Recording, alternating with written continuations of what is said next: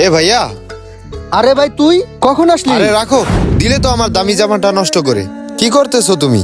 তুমি গায়ে হাত দিতেছো? তোমার হাতে ময়লা না? এই জামাটার দাম কত তুমি জানো? নষ্ট করে দিতেছো। ও আমি তো ভুলেই গেছিলাম আমার হাতে ময়লা।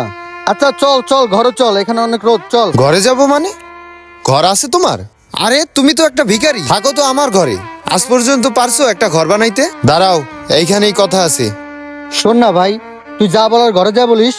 এখানে অনেক রোদ, আর এই রোদ লাগলে তুই কালো হয়ে যাবি। চল ভাই ঘরে চল। আরে দাঁড়াও, আমার হাতে সময় নাই।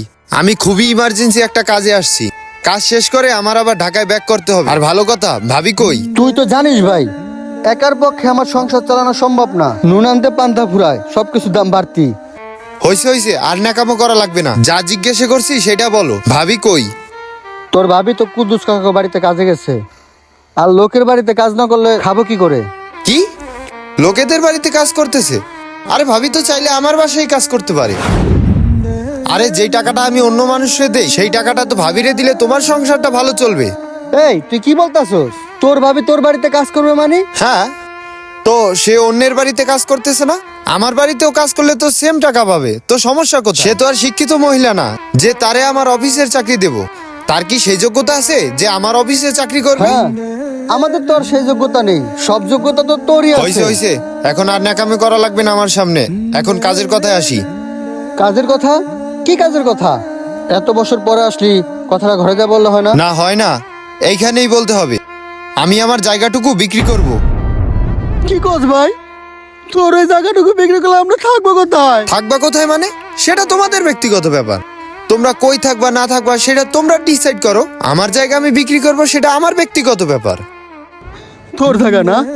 আচ্ছা সুলতান, তুই কি সবকিছু ভুলে গেছিস? তুই শহরে যে এত পাশান হয়ে গেলি, তোরে যে ছোটবেলা থেকে লালন পালন করে এত বড় করছি, তুই শহরে থেকে এত পাশান হয়ে গেলি ভাই।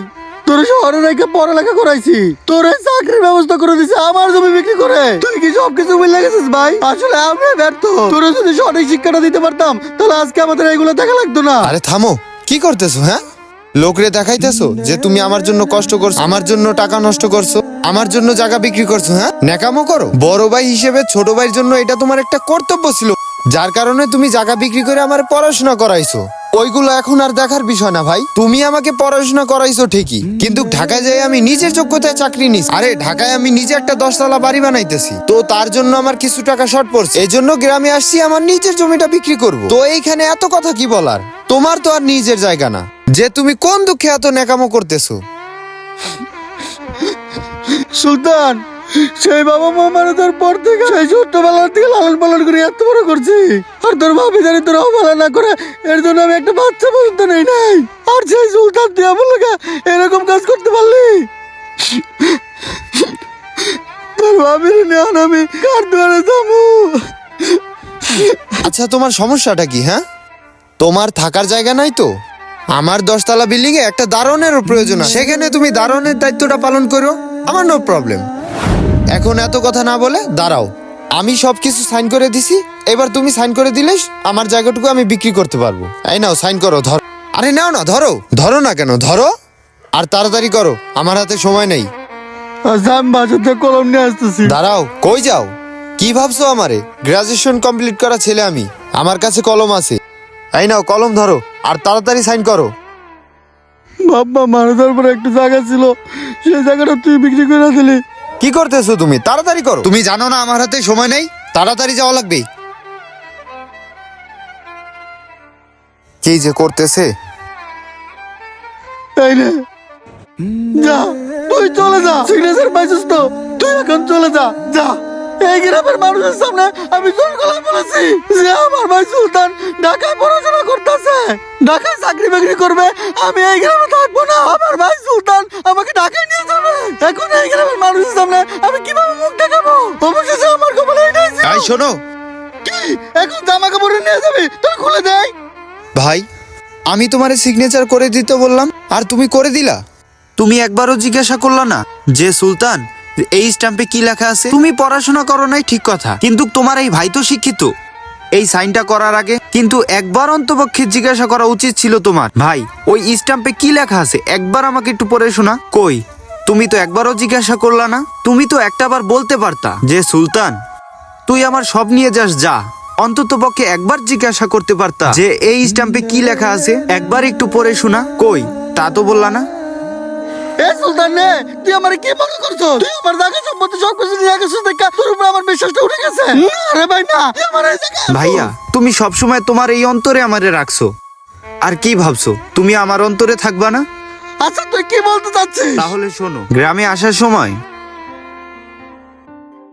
আসসালামু আলাইকুম রহমতুল্লাহ। মাদবর সাহেব, ভালো আছেন আপনি?